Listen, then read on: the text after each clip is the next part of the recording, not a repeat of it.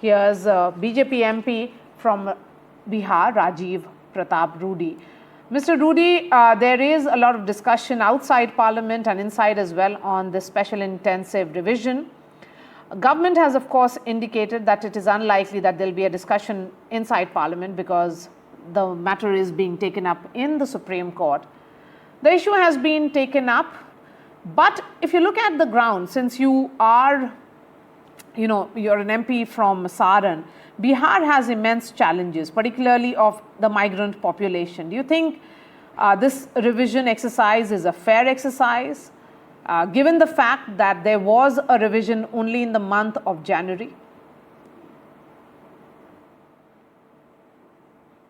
Well, getting back to your question, I'll answer. I think you have put 3 or 4 questions together. So let me answer it one by one.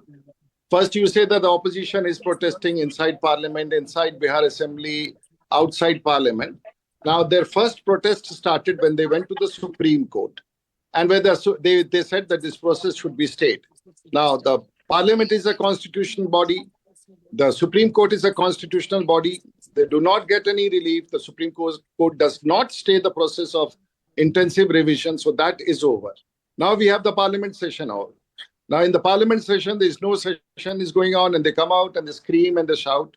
And they said that everything is going bonkers and we cannot accept it. Today, the Election Commission in Bihar has come out that there possibly 55 or 60 lakh voters do not exist.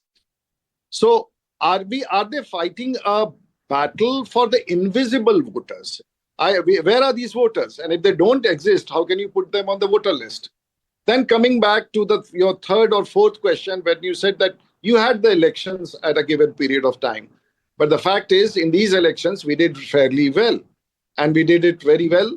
In that situation, why should we want that revision to take place? Now, the intensive revision, which is happening today, is happening after 2000, roughly about after 21 years. And it is a process. Now, who is authorized for this process? The Election Commission. The only challenge here is the opposition party, instead of going to the people and getting more voters registered, they are working hard to see that, find out where are the invisible voters, which they think are their voters. So can I question these people? Are they depending, or their politics is dependent on these invisible voters? But sir, how is it really about the invisible voters? It is about whether this exercise is about elimination, whether it is being seen that this is about exclusion rather than inclusion. And I'm sure even in your constituency, there is a high percentage of migrant voters. I mean, those who work outside Bihar. The question is, have you ensured that all of them are now registered? They have filled the forms. Maria, you're from our state, and in fact, you are from the school where I have studied. And you must have not been born when I studied in your school called Notre Dame. We know Bihar very well. So please, for one thing, you must remember that a particular Bihari, whether he's a rich or is a poor or is a downtrodden Bihari, he has got every piece of paper with him and he has to prove his existence in Bihar. So the migrant doesn't mean that all these people who have gone out from Bihar have left, their entire family has moved out and they don't have any proof. Point A, all of them are getting registered. And if I have to look at my constituency, the migrant laborers, or migrants you call, those migrants who have settled out, they have chosen to get their votes registered in respective constituencies, have no business whatsoever to stay back in my constituency. Secondly, if there are voters who legitimately have moved out, but they have submitted enough proof that they are staying here, their parents are staying there, the children are staying there, they are here very much. This is the Election Commission is identifying those who are dead, which is roughly about 18 lakhs. Those who do not figure anywhere, the invisible voters, which the political parties opposing us are trying to find out. My submission is they should find out these voters. And this process is going for a draft publication. So once the draft publication is not there, so we actually do not know whose name is there. Mr. Rajiv Pratap's, Rudy's name is there, or Shakil's, Maria's name is there, or not there. So once the draft publication is there, please come back to us and say that, look, these are the voters who exist and do not exist on the voter list. We can understand. In anticipation of a decision of laborers who do not exist or those who are dead or do not exist, we are raising a hue and cry saying that, look, the process of inclusion is being denied, and this. We should work hard to see that those people who are being left out or would be left out after the notification should be included. And this is the job of the Election Commission.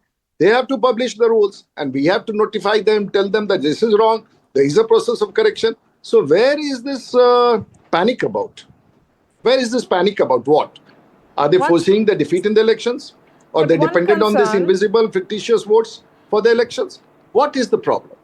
The opposition says that if there was an exercise carried out 6 months ago in the month of January, then why again? Maria, absolutely correct.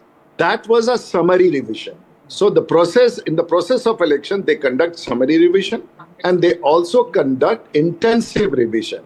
Now, this is a process of intensive revision.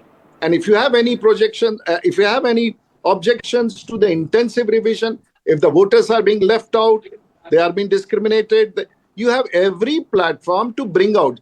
So I would request these political parties to please come out and please put up the names of those who do not get published without a proof, without an action. When the process is on, you are raising a hue and cry, because certainly now I'm confirmed after this furor which has been created that the existence of certain political parties in Bihar did happen mainly because they depended mainly on this invisible voters who do not exist, and they have no right. So right voters cannot be denied their appearance on the voter list, and the wrong voters have to be deleted. And this is what the Election Commission under the Constitution should be doing, and that's my view.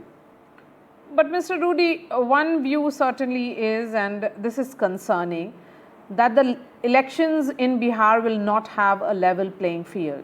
Tejasvi Yadav is saying that the election will not be free and fair, and because of this entire exercise, and hence the opposition is looking at boycotting this election because Tejasvi is saying that BJP is trying to steal the election, something that even Rahul Gandhi said in the context of Maharashtra. So it's a fantastic statement made by Tejasvi Yadav. You see, even if this statement is made by Tejasvi, who is Tejasvi? Mr. Tejasvi Yadav is son of Lalu Prasad Yadav, a former Chief Minister of Bihar. Tejasvi Prasad Yadav is the son of Rabdi Devi, former Chief Minister of Bihar, and he himself has been the Deputy Chief Minister in Bihar and is a leader of the opposition, not a small person. Now, there can be only two aspects when he says that he's going to boycott the elections. A, possibly he has realized that there is no future for his political party, so he wants to run away, leave the field and say that this was a bogus election or a scam or whatever, and he wants to run away. B, he's doing politics. But as far as Rajiv Pratap Rudy is concerned, I would consider that I can make out, for whatever reason, that he has realized that he has no future in Bihar and that the ground is sliding below him. So possibly he wants to run away from the election. That is the question which you should ask him, that how can he run away from the election and his voters will not leave him together. So I believe that this is a ploy for him, but and defeat is there in the future. So I visualize it as a politician from Bihar. You may have a different view, he may have a different view, but he is in a runaway mood from Bihar. All right.